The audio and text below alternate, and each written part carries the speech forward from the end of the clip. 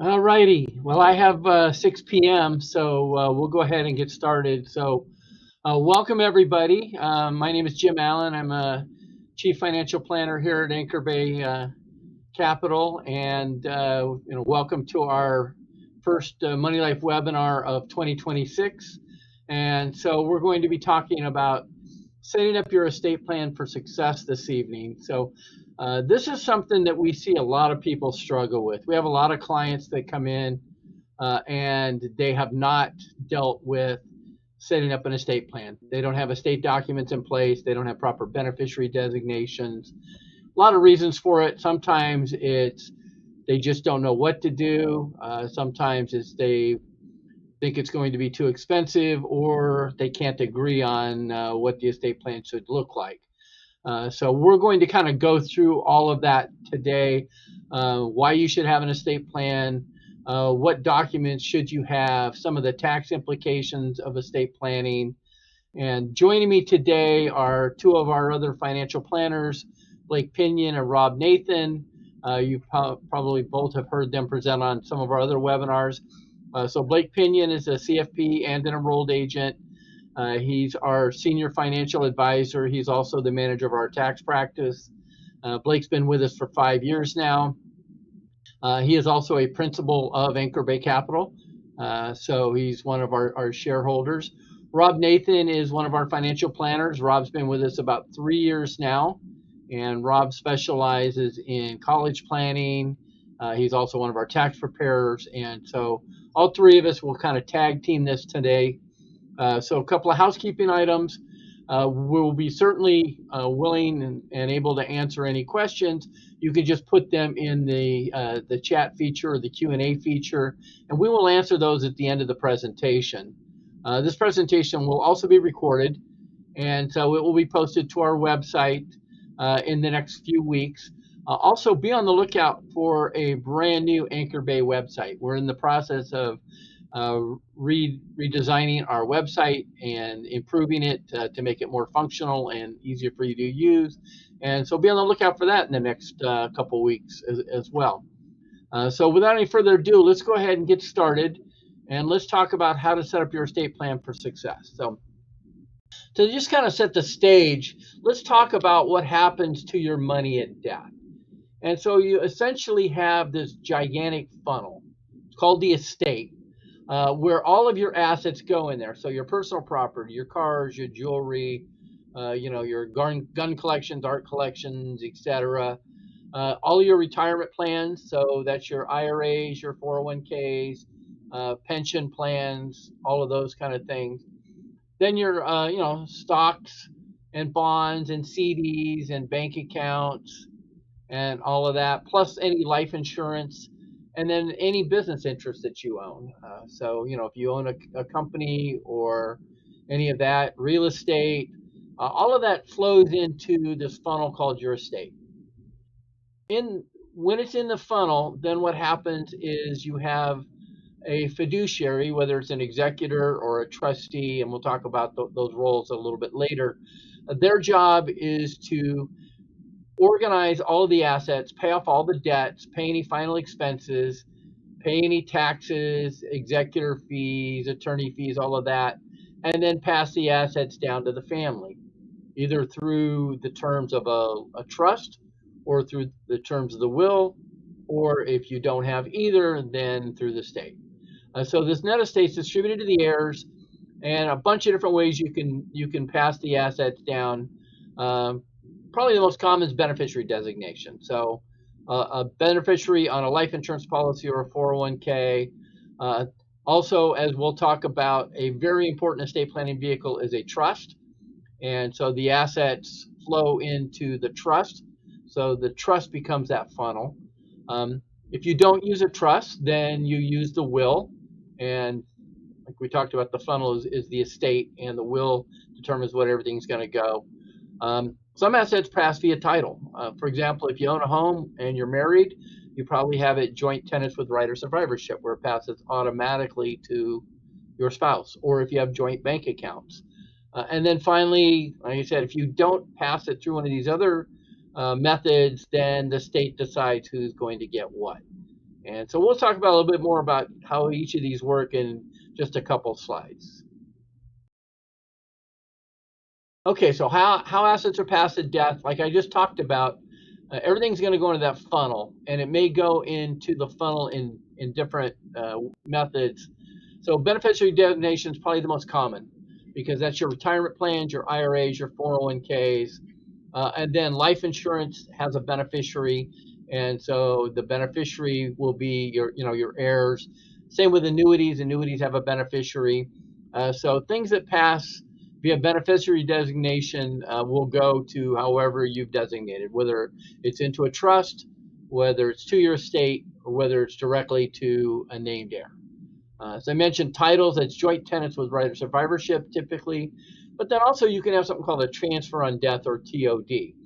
And so we'll use these fairly commonly with, say, a investment account that we manage at Charles Schwab. Maybe you don't have a living trust for whatever reason. You can essentially name a beneficiary on the on the investment accounts you have at Schwab by using what's called a transfer on death. So it passes to that essentially beneficiary via title. And then you can pass everything through the will. And so the will has to go through probate, and we're going to talk about that a little bit later. So the will may dictate that it's going to go directly to a particular beneficiary, or it may direct it to what's called a testamentary trust. So that's a trust that's created through the will at your death. And then finally, you have revocable and irrevocable trusts. Most commonly, we're setting up revocable trusts. There are situations where we may have an irrevocable trust. So the assets pass through the revocable trust, and then the trust terms dictate who's going to get the assets, when they're going to get the assets, how they're going to get the assets. And then finally, you have the intestate process, where the state decides who's going to get what, and each state has their own kind of ordering rules. And we'll talk about that in a later slide as well. So I'm going to go ahead and turn it over to Rob to discuss taxes at death. Thanks, Jim. Appreciate it. And good evening to everyone. Well, I'm going to talk about everyone's favorite topic, taxes, right? Everyone loves taxes. As we know, there are two things that are certain in life, and that is death and taxes.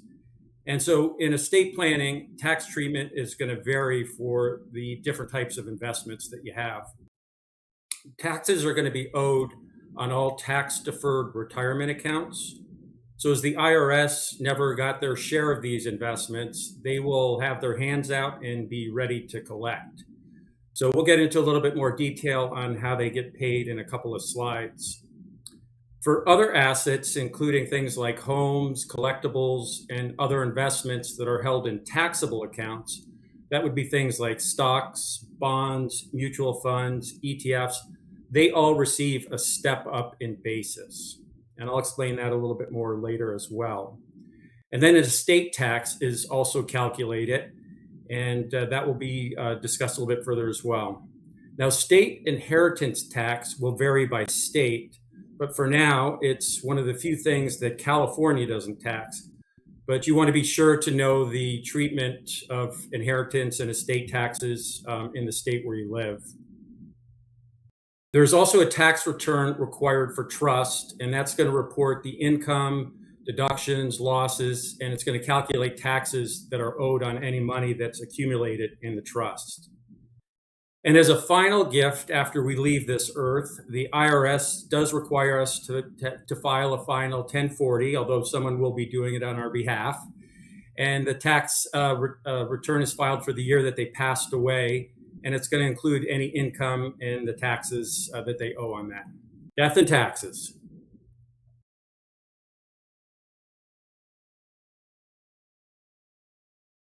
So to calculate the estate taxes owed, all assets that you have that Jim talked about earlier, that would be your home, bank accounts, business interest, investments, all of that are tallied up. And then we subtract out the marital deduction, charitable contributions, debts, taxes, administrative costs. And then from there, there's an estate tax exemption that is applied. Now, the Tax Cuts and Job Act raised these levels significantly from the previous levels, but it was subject to sunset to much lower levels, $6 million in 2026.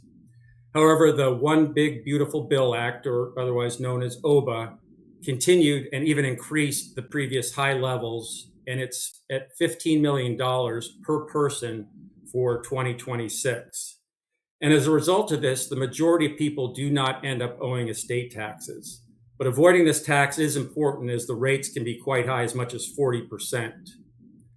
Now, the $15 million is a lifetime exemption. In addition to this amount, there is a $19,000 per person annual gift exclusion that can be utilized by individuals.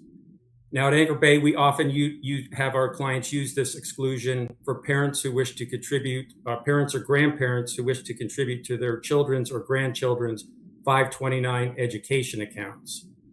So, for example, grandparents could contribute $19,000 each, or $38,000 total, to their grandchild's 529 education account without any use of that lifetime exemption of $15 million.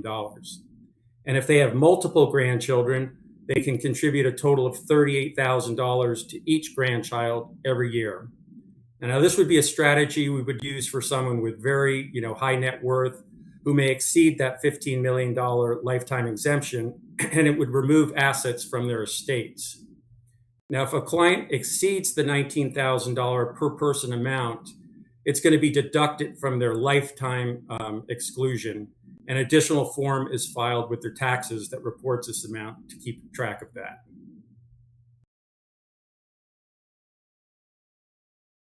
Well, I discussed earlier that taxes would be owed on tax-deferred retirement accounts, and there can be different treatment to when the distributions from these accounts are made and the taxes collected. The most favorable is for eligible beneficiaries, and specifically spouses.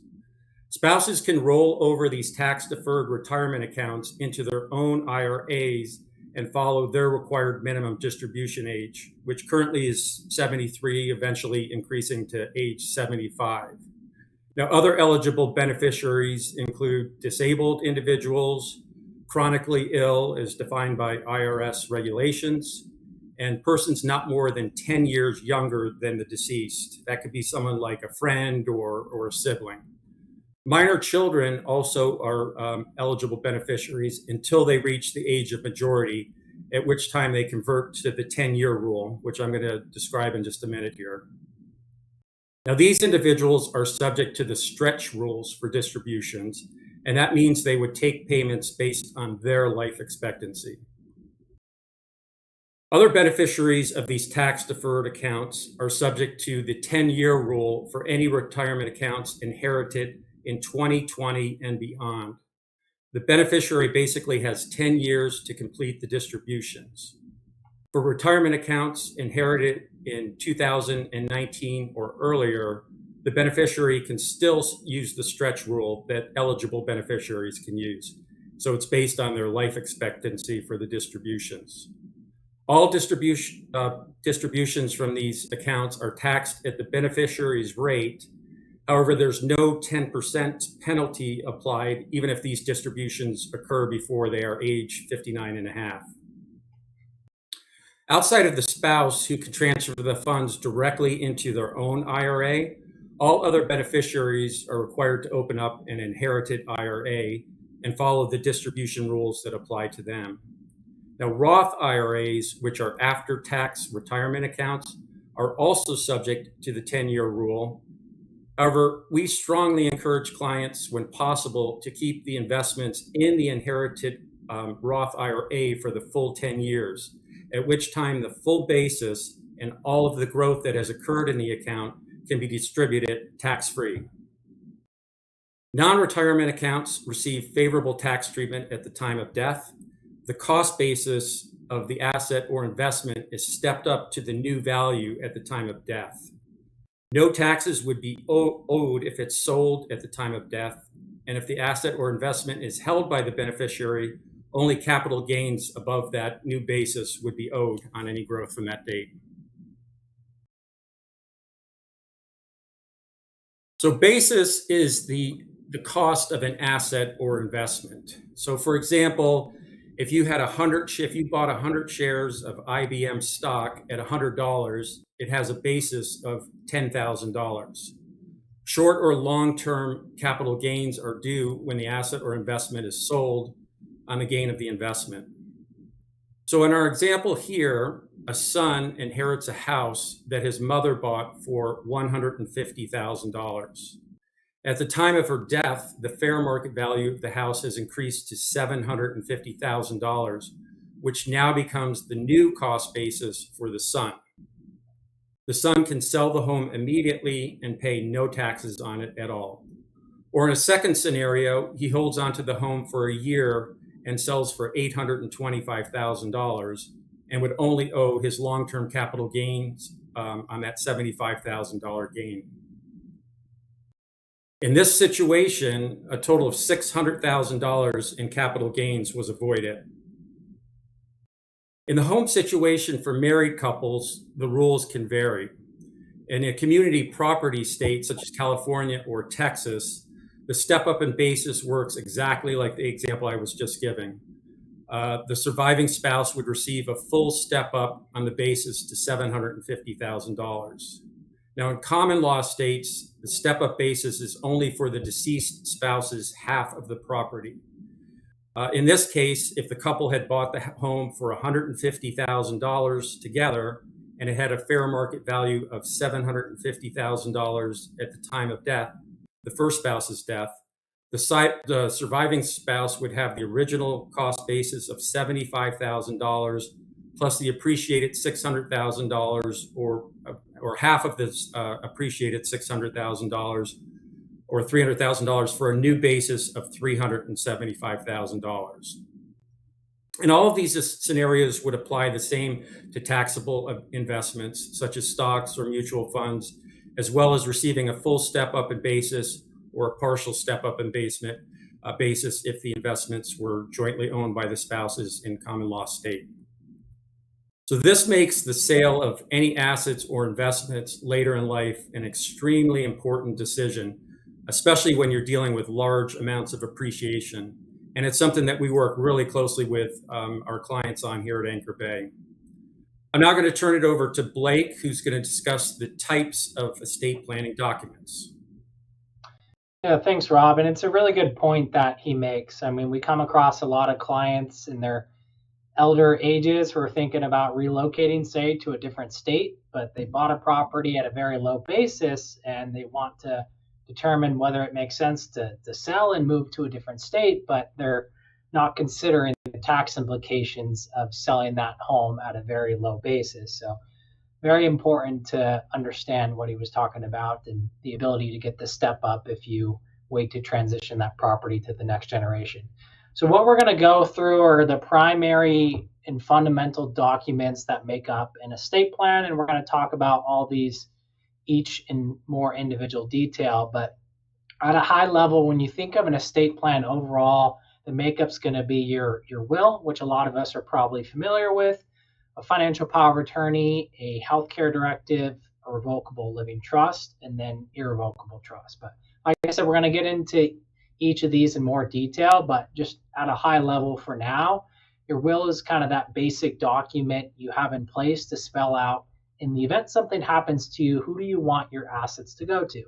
Another primary component of the will is listing a guardian for your minor children. Now, the financial power of attorney is critical in terms of naming someone to make financial decisions on your behalf in the event you're unable to do so, right? So if you're deemed incapacitated from a doctor and you need to pay your bills, who are you going to name in that capacity to take that responsibility off your plate? The healthcare directive is similar to the financial power of attorney, where it's naming someone to make major decisions for you, but instead of financial decisions, it's naming someone to make healthcare decisions for you, again, in the event you're not able to do so, likely due to some type of incapacitation.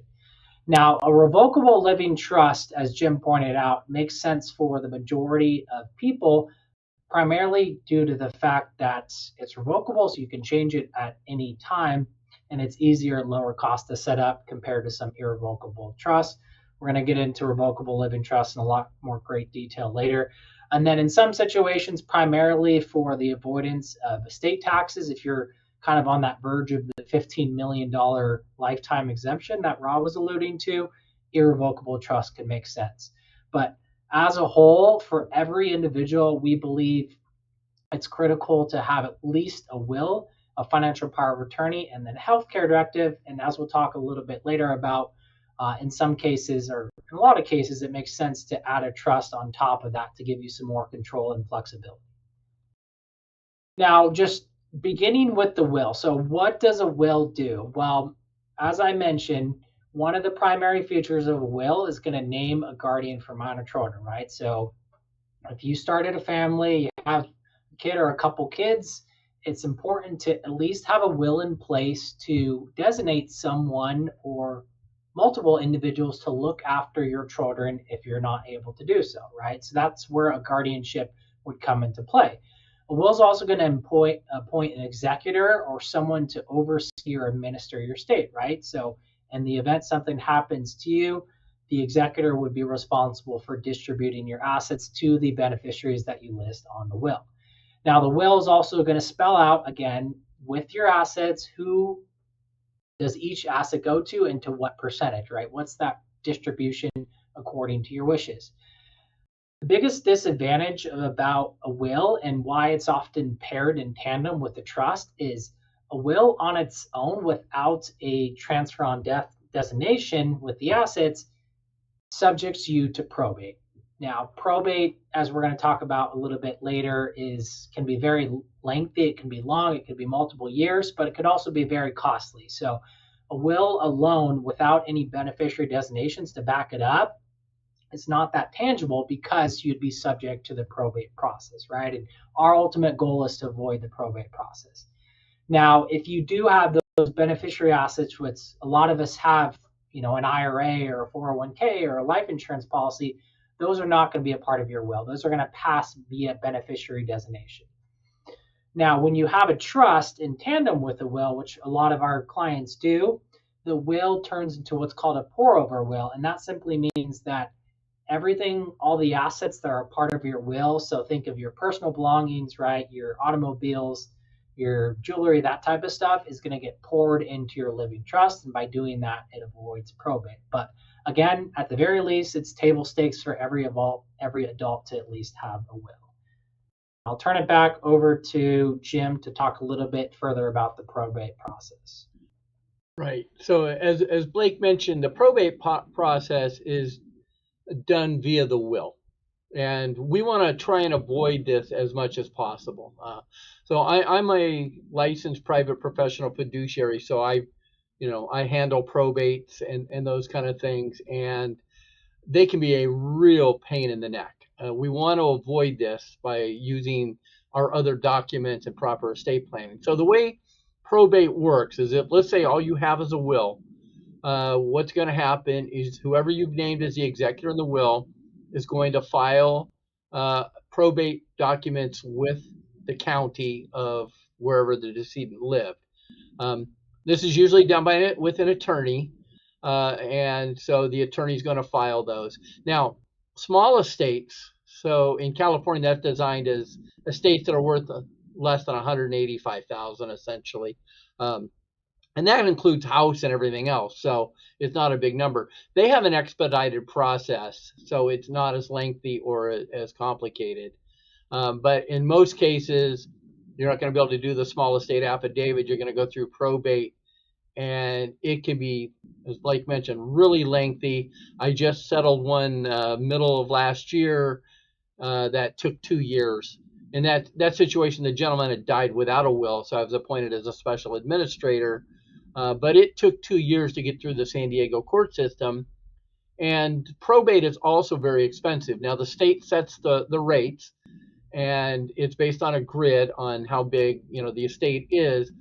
But essentially, there's going to be fees that are paid to the executor, and there's going to be fees that are paid to the probate attorney based on this grid. For example, in California, a $1 million estate, and again, that's your home, that's your retirement plans, that's your cars, bank accounts, everything. So it doesn't take much to get to $1 million. The executor is going to receive $23,000, and the probate attorney is going to receive $23,000. So that's 4.6% of that $1 million estate. So it's not a small amount. And again, it could take 1 to 2 years, to get an estate probated. So the executor, in addition to filing the paperwork with the county, they've got to pay off all the creditors. They're going to get a tax ID number for the estate. They've got to have an estate return, income tax return done. They've got to essentially pay all the final expenses and all of that. Then the will is going to be, distributed per the terms of the will once it's been approved by the county, and you get sign off that the executor, they receive something called letters of administration or letters testamentary that allows them to deal with banks and file insurance claims and all that kind of stuff.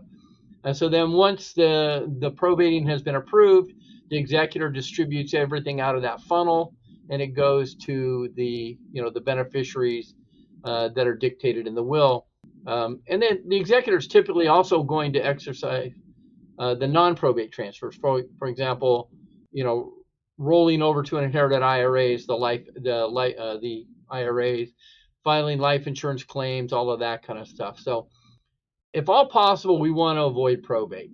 And this is always a big concern when people come in and they haven't done their documents, because then you have to go through the intestate process, which dictates who's going to get what. So probate is kind of, it's the last resort. If we have to use it, we have to use it. But ideally, we planned ahead and we can avoid probate. So then let's talk about dying without a will. And as I mentioned, I just did one of these. I was appointed a special administrator. A gentleman passed away in Chula Vista without a will. He had a spouse, and then he had 4 children from a prior marriage, and it got very messy. And the state determined who's going to get what, and there was a lot of infighting between the spouse and the stepchildren, etc. But so in general, the way it's going to work is in California, for example, if there's a spouse and children, the spouse gets half, the children get the other half.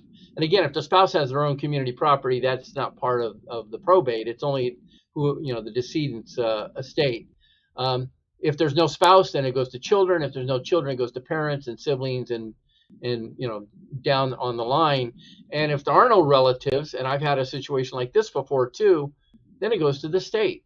I had a dear friend who had no family members left. He'd never been married. I harped on him constantly to get a will, and he's like, what do I care? I'm going to be dead anyway. Well, he passed away during COVID with significant assets. And unfortunately, because he had no family members and he had no will, the state of California essentially got all of it. And we're talking a couple $100,000 in this situation. So absolutely, we have to have the will just to avoid intestacy. Ideally, we don't have to probate the will either, because we've used living trust, which Blake's going to talk about. Yeah, so how a living trust works is you can kind of think of it as an alternative to the will or an add-on to the will. And the primary use case of it is to avoid the probate process, but it does have some additional significant use cases, what we're going to get into about like the flexibility and control. But by establishing a living revocable trust and making sure you actually transfer your assets and fund the living trust, once that's set up and once that's established, then your assets can transfer seamlessly to the next generation without probate being a part of the equation, right? So that's kind of the first main point that we want to make sure you take away is establishing that trust that's going to bypass probate. Now, similar to the will, in a trust, you're going to have someone that's going to serve in that executor capacity, and that's going to be the trustee. Now, the trustee has a lot of different responsibilities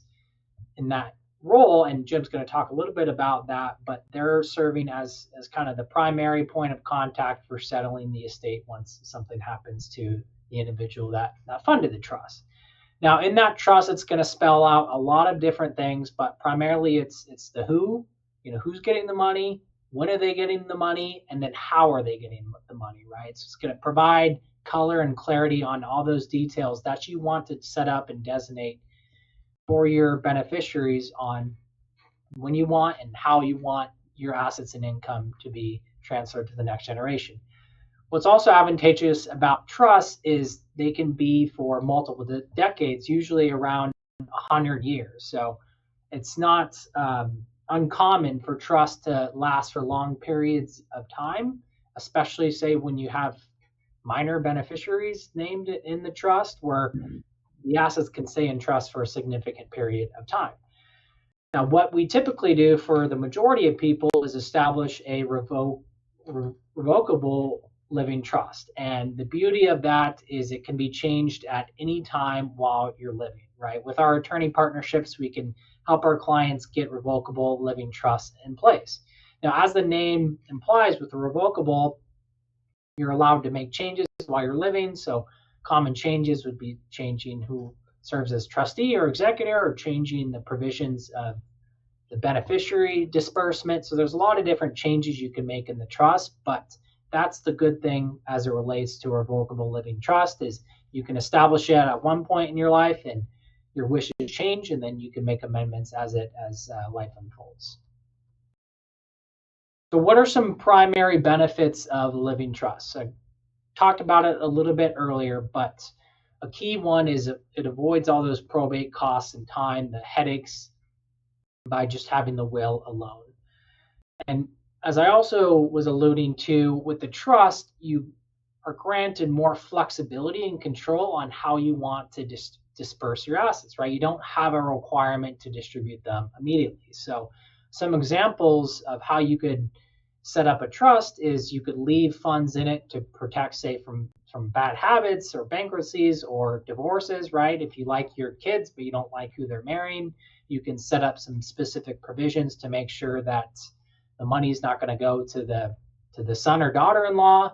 And it also can provide some clarity around special situations like a second marriage or a blended family, or if you have a special needs or disabled beneficiary, it's critical to think about a special needs trust to make sure they're taken care of for the rest of their lifetime. The trust also encompasses flexibility as well. As I talked about, it gives you the control to make amendments or changes at any time, and you often find it's pretty simple to make amendments and changes to your trust once it's established. The other benefit of a trust is compared to the will, which if you go through the probate process, that's completely public. Whereas when you establish a trust, that's private, right? It's not going to be subject to public discretion. And then one asterisk that we want to make sure everyone's aware of is setting up a living trust doesn't necessarily avoid or eliminate or shelter you from estate taxes, right? And you could also say that for creditor protection as well. Trust can be pierced, but ultimately it is still a efficient and effective way to smoothly transfer your assets to the next generation and have that control and autonomy on how you want your money to go to your heirs. Now, some terms of the living trust that you'll be mindful of or you may come across when you're working with an attorney or using our support to establish a living trust is who's going to be the grantors, the creators, and the settlers of the trust, right? So the grantors, creators, settlers, these are the people who are funding the trust, right? Typically, they're the same individual as the primary trustee, but they're the individuals establishing and funding the trust with the common types of assets that will go into that make up a trust. Now, the trustee and the successor trustee, as we were talking about earlier, this is the equivalent of the executor for the will. So this person has a lot of responsibilities in terms of settling the estate, filing the tax return, dispersing the assets to the beneficiaries, paying off the debts, sending notice to all the beneficiaries. So they have a great deal of tasks on their plate. And of course, when thinking about who you want to list in this capacity after you're gone, it's important to list someone that's financially responsible and has the capacity and ability to handle this type of role. Now, the beneficiaries, of course, are the individuals that you're listing in your trust to accept your money, accept your inheritance when you're no longer around. Now, when it comes to designating your trustee, right, you're going to have some powers on what you want your trustee to be able to do. So you can restrict, in some cases, what you want your trustee to be able to do. In terms of the living trust, right, it's often going to talk about what happens after the first death, right? So if you're a married couple and one spouse passes away, what happens in that case with the trust? And often the assets go to the other spouse. The trust will also speak to how income is distributed upon the grantors passing away. And then, as we were kind of talking about earlier, the trust allows you to get specific on how you want your assets or your money distributed to the next generation, right? So commonly with young families who have kids that are minors, we look to establish age-based provisions that say, we don't want our kids to accept our inheritance, their share of the estate, until they reach specific ages or thresholds in their life, right? So an example of that would be, we're not going to give a third of the estate till the kids reach 25, a third of the estate at 30, a third of the estate at 35, or half at 30, half at 40. You get to decide when your beneficiaries receive the money when it comes to a trust. So again, it goes back to that control and flexibility. In some cases, you could also establish subtrusts for more complex estate cases, and you have some discretion as a trustee who you list in that capacity, right? So if someone, say, has a drug problem, or they're not up to standards with what the parents wanted, the trustee can have some limitations on when they send out the money, or they can send out money to the beneficiaries for certain purposes. Often as part of the trust, you'll see a heirs provision where the trustee has the discretion to distribute money to the beneficiaries for health, education, maintenance, and support reasons, right? And then there's specific assets you can designate to specific people in the trust, right? So for example, say you have a couple kids, you want your baseball collection to go to your son and your jewelry to go to your daughter. You're allowed to put that in your trust and make that known as specific gifts. So again, it all comes back to the flexibility and the control. You get to decide how you want your trust to be set up. Okay, so I'm going to talk about the role of the trustee. And, when you're thinking about designing your estate plan, this is really one of the more critical decisions you need to make. Because as Blake mentioned, the role of the trustee is to administer the terms of the trust. So like the executor in a will, they got to collect all the assets. They got to pay off all the claims, take care of creditors. They got to file accountings for the beneficiaries. They have to file tax returns for the trust. They have to protect assets. For example, if someone's passed away and they have a home, they have to make sure that locks are changed, and maybe there's cameras, and they got to protect from theft and from fire and all of those kind of things. So it's a very big job. They have a fiduciary responsibility to the beneficiaries. And so, you're going to want to have somebody who, A, is going to be willing to do all of this, and B, is really, capable of doing it as well. They have the time, they have the financial savvy, all of that kind of stuff. And then, it's someone you're placing a lot of trust in. So a lot of times, someone will just say, hey, I'm going to just name my oldest son or oldest daughter or whatever. But maybe they don't want to take on this responsibility in this role. So choosing the trustee is very important. The good news is, in a living trust, you can change the trustee as often as you want to change it. So it's very easy to just do an amendment and name a new trustee. A lot of times maybe you start off with one of your parents doing it, but as they get a little more older, maybe you need to change that. So who should be the trustee? So while the creators, grantors, settlers, whatever you want to call them, are alive, they are the trustees. So it's a revocable trust. They can alter it. They can amend it. They control it as trustee. when someone passes away, now that's generally when the successor trustee would step in. They may also step in if someone just becomes, elderly or frail or incompetent. Then that person can resign as trustee or be replaced, and the successor trustee would step in. Most commonly, it's a responsible family member. It's someone who's willing and able to serve in that role. They're financially responsible, and they're able to adhere to the fiduciary responsibility. It's a big burden you're placing on someone.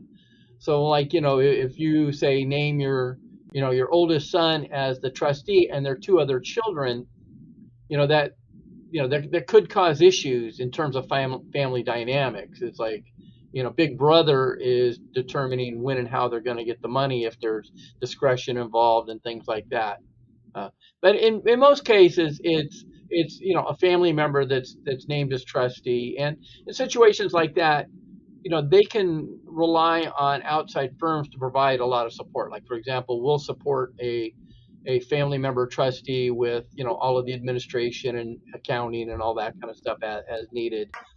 The other approach is to have a professional fiduciary, and that falls into two camps. It's the banks and trust companies, and so they're going to want to manage the money, and the benefit of having a corporate trustee that's a bank or trust company is generally, they'll be there for, if you're going to have a trust that's going to live 50 years, you want to have a trustee that's going to be around for those 50 years. So there's some continuity there. The downside to, say, a corporate trustee is, they're not going to be very flexible in terms of investment options. There are certain assets they're not going to want to deal with, like real estate and things like that. And they're just not very, personable or customized to the family dynamics. And so the other approach would be a private professional fiduciary. These are generally fiduciaries like myself and our firm, who would serve, as a trustee for a family. And we know the family, we kind of know what the grantor wanted in terms of distributions and all of that. So you have to be licensed as a professional fiduciary. You obviously have to have the experience to be able to handle all those roles. But the benefit is you're impartial. So you're not, just this giant behemoth bank that really is very impersonal. But at the same time, you're dealing personal enough with them, but you can stay impartial between all of the three children. And so that's typically where we would serve as a private professional fiduciary, is where you've got some family dynamics involved, or it's going to be a long-term deal, or maybe some of the family members just aren't going to be responsible, and you're going to need some trustee discretion, etc. So we can serve as that private professional fiduciary. There are other firms that do that. So you're going to make the decision: do I have a family member that would be willing and able to take on this job? Is it going to create problems in terms of family dynamics? If not, great. You can use a family member successor trustee, and again, maybe with the support of someone like our firm to do the administrative stuff. Or are we going to need a big corporate bank trustee, or are we good with a private professional fiduciary? The good news is you can start out with, say, a family member and change it, or you can start out with a professional fiduciary and change it to a family member down the road. So you've got a lot of flexibility, but this is a really important decision you need to make, and you got to put some thought into it. You don't want to just name, oh, it's my oldest child, so I'm going to name them. May not work out in the long term. All good points, Jim. So now we're speaking to my earlier point of, what do I put in a living trust? And a living trust is only effective to the extent and degree that you fund it, right? You transfer your property, your assets into the name, into the registration of the living trust. So the most common assets that's going to be funded or registered in your trust is your home, right? So when we help our clients get their estate documents in place, that's priority A. Let's get your home registered into the name of the trust, and we do that via quitclaim deed in whatever state that they reside in. Now, you can also put additional real estate in the trust. So for those of you that have rental properties, right? will want to put the rental property deed into the name of the trust. That goes as well for bank accounts. So super important, and a lot of people forget about this, is ensuring that the bank accounts are either registered in the name of the trust or they have the trust as the beneficiary, because that could still be subject to the probate process if it's not titled correctly, right? A lot of people kind of forget about the bank accounts, but we still need to account for that.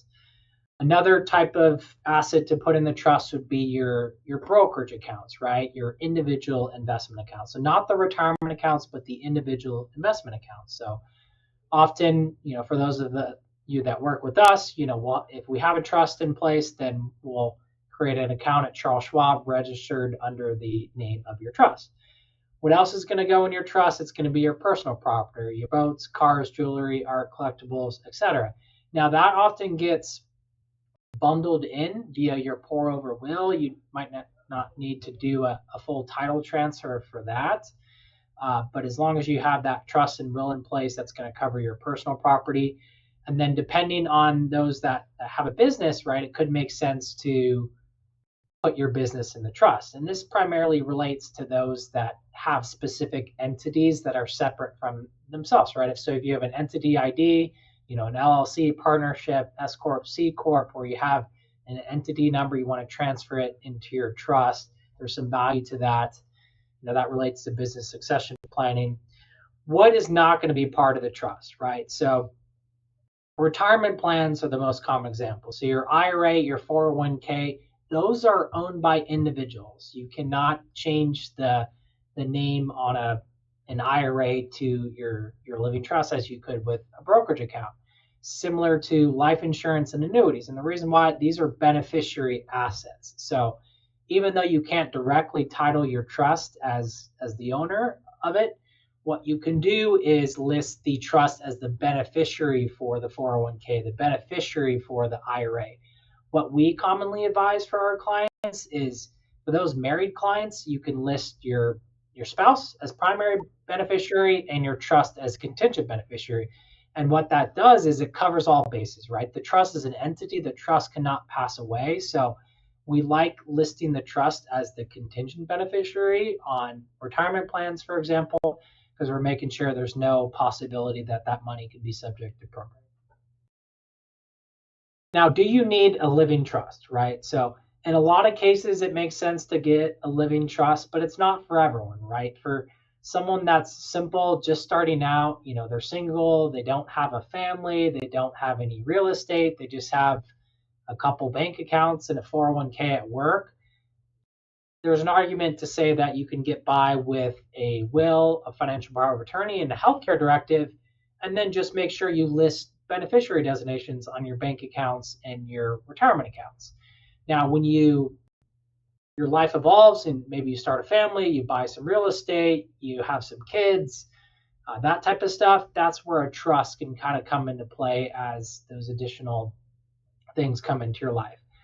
As we pointed out here, just trying to avoid probate generally is not the reason why you want to establish a trust. And the reason for that is it's more expensive to establish a trust. And going back to that earlier example, if you have a simple situation, you're just starting out, as long as you list beneficiary designations, you're going to avoid probate, right? A TOD and a POD avoids probate. But a trust does provide more control and flexibility, as we were talking about, to kind of protect against bad spending habits, hold for minors, past family values, set up for special need kids, good for blended families and second marriages, as we were drilling into the fact that you can change it and amend it at inner time. So kind of the trade-off with the trust is it's going to be more expensive to establish up front and get in place. And depending on the complexity of your state, it could cost more money. However, once you have it established at death, you're going to have lower costs because you're not having to go through the probate court. So in a lot of cases, a trust makes sense to get established. And again, if you're in that unique situation where you're being exempt to that $15 million estate tax exemption threshold, then it could be, an area you'd want to look at an irrevocable trust.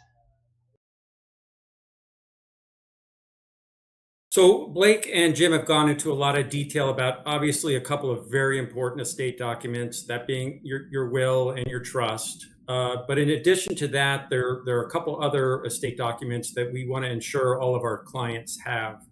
And Blake mentioned this earlier in the presentation. The first is the power of attorney, or POA. And the purpose of this document is to designate a trusted person to manage your financial affairs in the event you're unable or unavailable to make decisions. And this would include handling banking, paying bills, and transacting other legal documents. However, those assets that you hold in a trust are still managed by the trustee. There are two types of a power of attorneys. A durable, which becomes effective basically once the document is executed. And durable powers of attorney are generally used between spouses. And then there's the springing powers of attorney, which those become effective only when the principal loses capacity.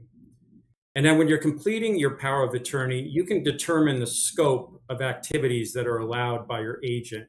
You can either limit them to certain transactions or basically allow them full control of all your financial affairs. And then finally, a living will or healthcare power of attorney allows for your agent to enforce your healthcare wishes. And this may include whether you want to remain on life support, use a feeding tube, or be given pain medication. Although in all the trusts I've worked on, we have never had anyone say they would not want to use pain medication. So that one seems pretty straightforward. But it can be outlined in your directives there if you do not want that. And then you can also specify, certain organ donations, or whether you want your body used for scientific research, or even if there's going to be an autopsy report upon your passing. So there's a lot of details that you can get into. And it will also address other healthcare wishes you have, in addition to whether you want to be buried or cremated. And a lot of times that's not related to your loved ones, and they might not know what your wishes are. So it's really important to make sure that that's all outlined. And while some of these things can be difficult to discuss, it's important to have this information documented so that your loved ones know exactly what your wishes are when these situations arise, and there doesn't have to be a discussion about it at that time.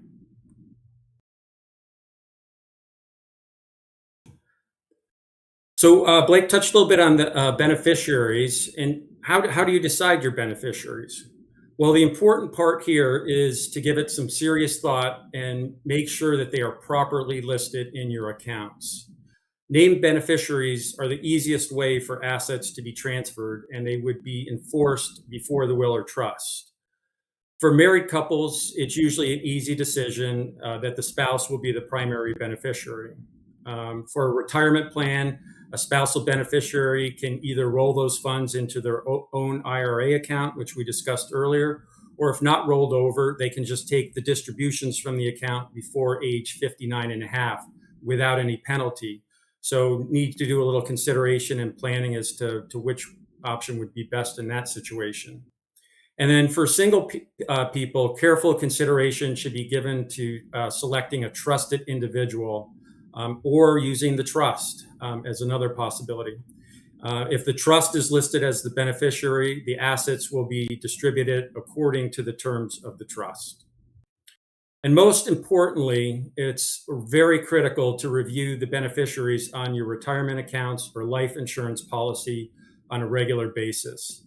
Many times, these may be determined early on in someone's life before they have major life changes, such as getting married or having children. They may have opened up a retirement account at their first job and had a brother or a sibling or whatever the case may be listed as a beneficiary. They forget about that account, and later down the road, they get married and have children and never go back and check those beneficiaries' designations. And so that's really a part of what we do with our clients every year. We review those accounts and make sure that all of those beneficiaries are up to date to ensure that your wishes are properly fulfilled. So life insurance may or may not be a part of your estate planning. For most of our younger clients who are married and have families, it's almost always incorporated in our planning. However, the need for life insurance may change as you get older, but every situation has its own needs. So we just kind of need to evaluate it on a case by case situation. Large amounts of assets, guaranteed pensions, homes being paid off, these may reduce or limit your need for life insurance. However, should life insurance be a part of your estate planning, one large benefit is that the income is received tax-free at the time of death. And then this money can be used to replace or supplement lost income, pay off a house, fund college, or some other large purchase that's needed. And should life insurance be a part of your estate planning, there are other considerations such as whether to use term or permanent policy. And it's best to plan for this early on if you're able to. For this decision the cost of life insurance obviously will increase dramatically as you get older.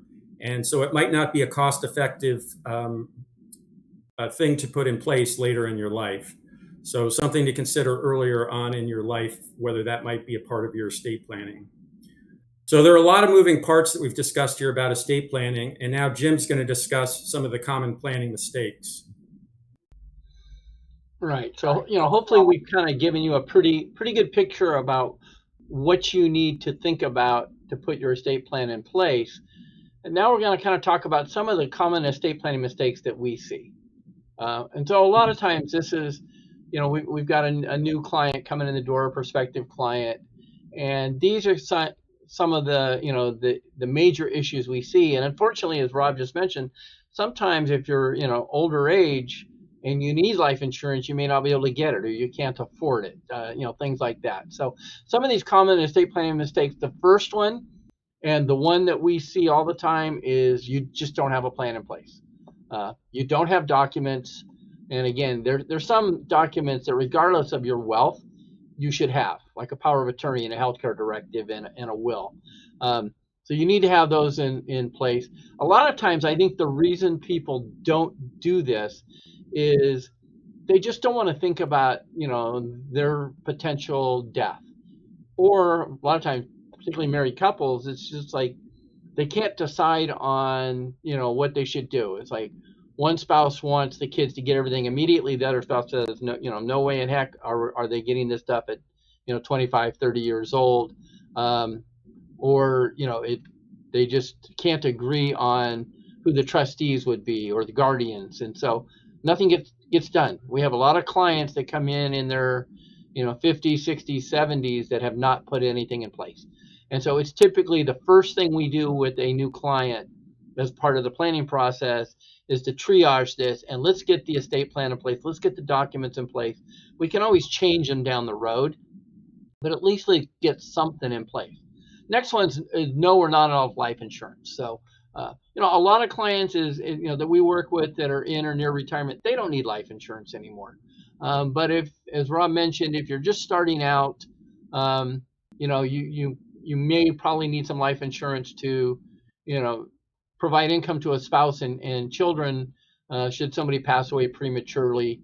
Another reason we see life insurance later in life is, if someone has a pension and they pass away, at a minimum, typically the pension is going to go to 50%. Sometimes it goes away altogether.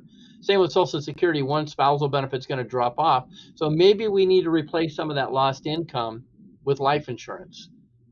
Not having an elder care plan. So, we've been talking pretty much about what happens at death, but, what are you going to do if you can't live in the family home anymore? Who's going to provide that assistance? Are we going to need long-term care insurance?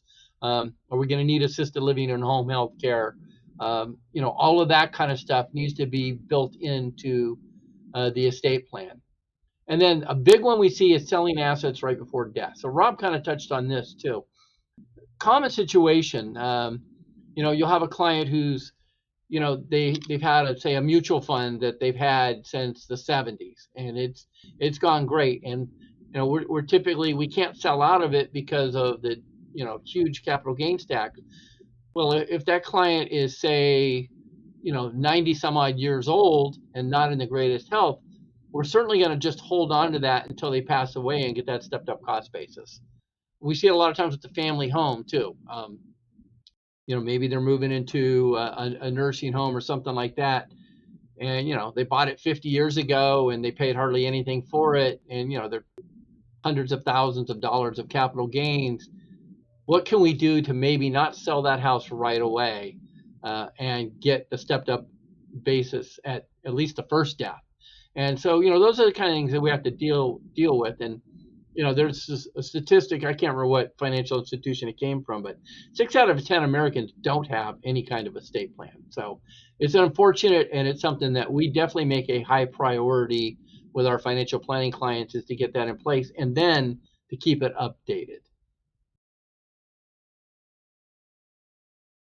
Some other ones, Blake talked about this, is, people will go to, say, an attorney seminar on living trust, and they get the living trust, they get the paper, but if you don't put anything in it, it's essentially a useless piece of paper.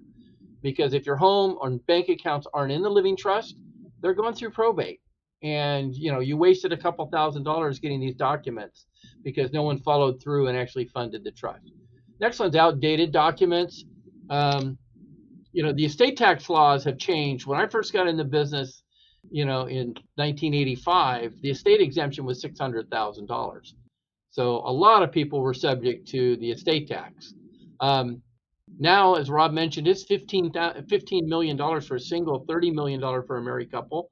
Estate tax doesn't apply to the vast majority of the population anymore, but we see a lot of old documents that were drafted many years ago based on these much lower estate tax laws. And so you can end up a situation where these formulas that are in these trusts are going to essentially disinherit a spouse because of these high exemptions. Same with, out-of-date executors and guardians. Parents were named, or, brothers or sisters, and now they're really not in a situation because of age, or they passed away or whatever. And so, the executors and guardians that are listed in the documents are outdated. And then outdated beneficiaries. Rob pointed out the situation where, if you signed up for a 401k or you bought a life insurance policy years ago and you named a sibling or you named your first spouse as a beneficiary, and now you're on your third marriage, well, guess what? You pass away, that first spouse is still going to get those life insurance proceeds or that retirement plan proceeds. So the beneficiaries have to be constantly updated and checked. And then a last one is, we don't see many people using safe deposit boxes anymore because everything's digital.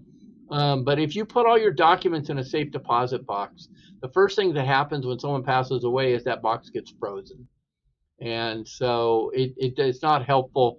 We generally keep all of our clients' documents stored digitally in the vault in their estate plan, so that, God forbid, something happens to a client, the heirs can just contact us or the trustee and we can help them through the process. So yeah, should you have your paper copies? Yes.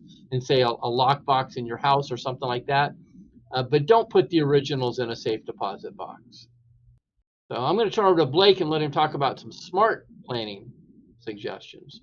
Thanks, Jim. So as we talked about some of the mistakes, now we're going to go into the best practices, right? So there's kind of the contrary to those mistakes. Some best practices begin with every year, every other year, at least every couple years, we want to review our documents and beneficiary designations and make sure that they're still aligned with our wishes, right? If you're a client of Anchor Bay, we're doing this as part of our annual review every year or every other year to make sure your estate plan still aligns with how you feel about your wishes.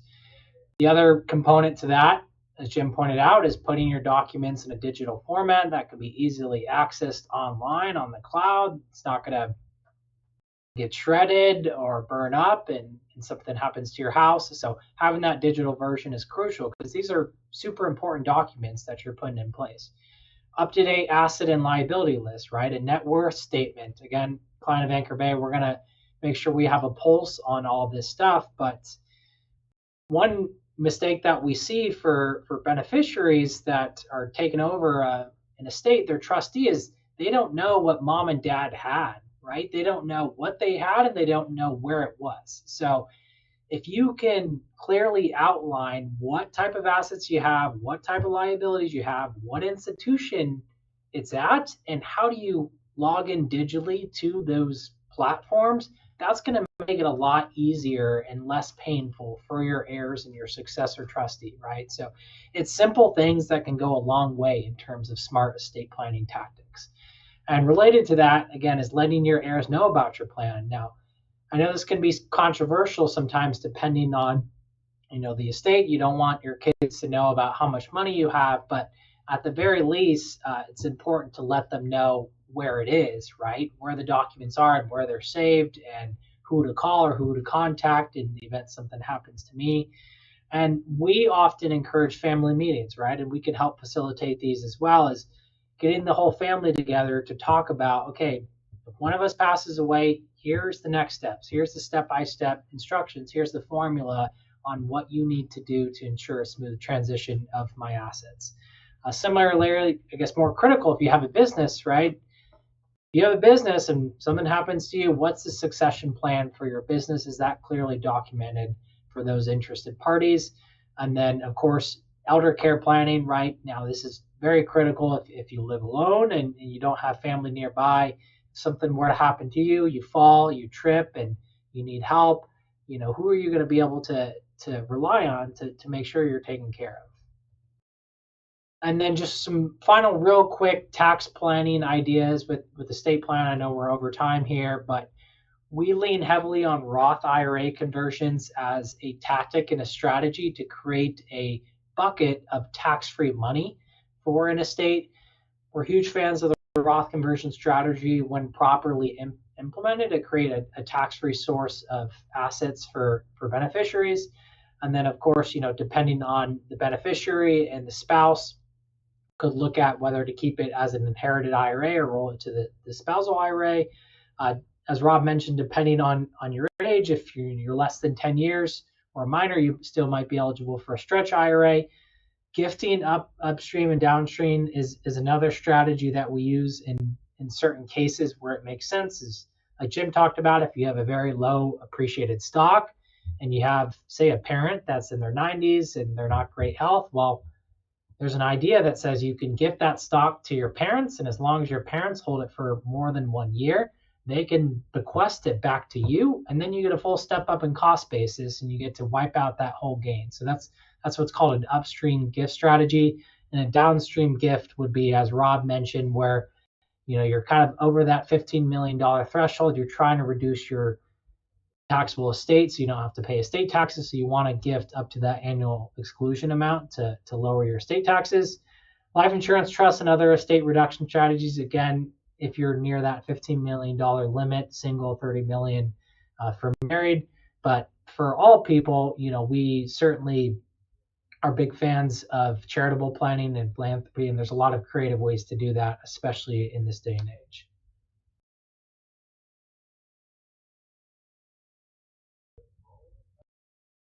Turn it over to Jim to talk about that.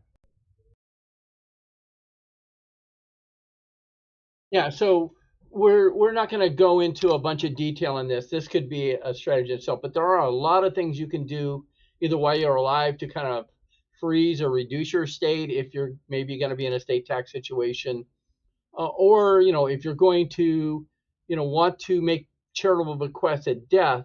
There's a bunch of tax efficient ways to do that. So I'm just going to give you kind of one idea here on how one little simple change in a beneficiary designation can save quite a bit of money.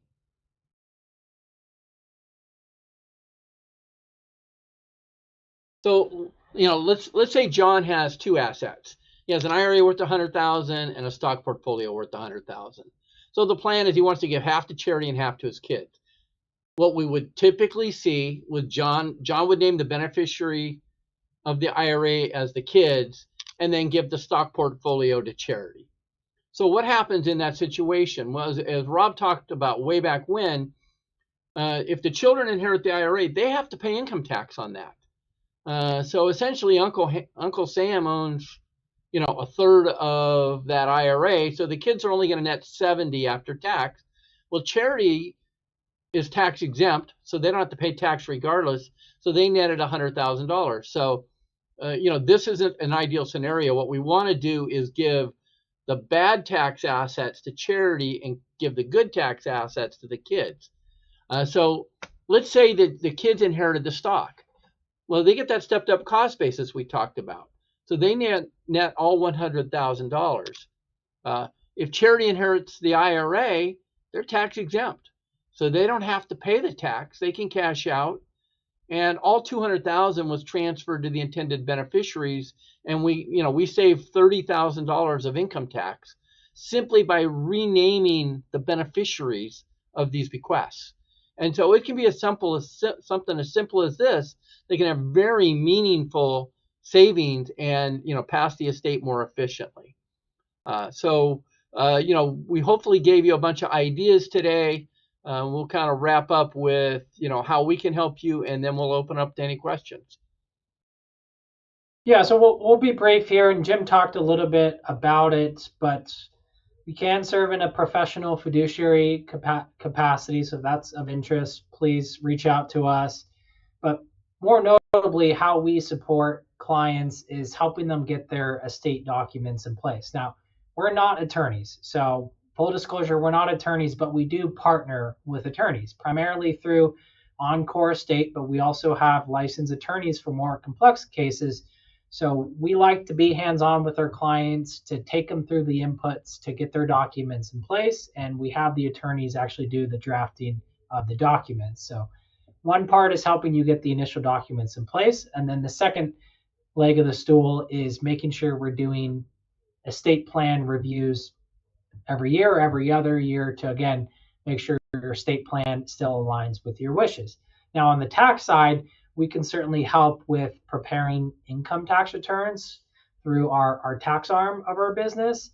And then we can also, for those of you that are Anchor Bay clients, we're going to make sure we keep your estate documents in your portal securely there. Should something happen to you, we're going to make sure we have access to all the important documents and going to help your family out with the next steps. And as I mentioned earlier, we can help facilitate and conduct family meetings. And then overall, we kind of live, breathe, and die this estate and charitable tax planning. So we're happy to answer any questions you have or set up a consultation if that's of interest. So I know we're well over time here. I don't know if there's any quick questions that people have. Yeah, there are just a couple. Will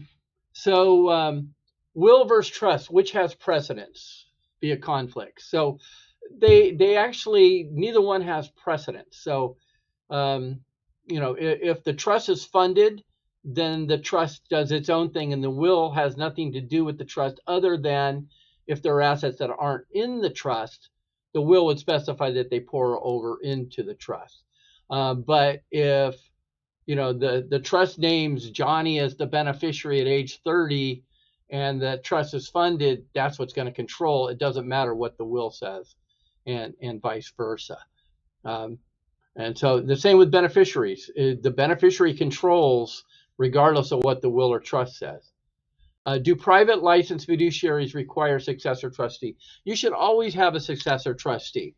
You could name a trust company or a private professional like us, but you still would want to name someone else. And generally what would happen if you're naming a professional fiduciary, it may say something like the majority of the beneficiaries can name a additional successor professional fiduciary or something like that. So you want to at least have some provisions in there so that if whoever you've named as trustee, if they can't serve or they're out of business or whatever, then there's a process for naming a successor trustee.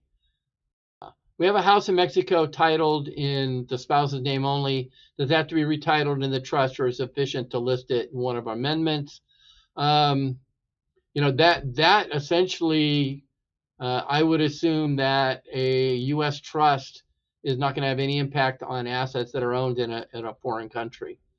So you probably need to have whatever types of, estate documents that are in the country, have that looked at, because a U.S. revocable trust isn't necessarily going to affect ownership of something that's outside of the country, I would think. I mean, that would be something you definitely would want to discuss with an estate attorney.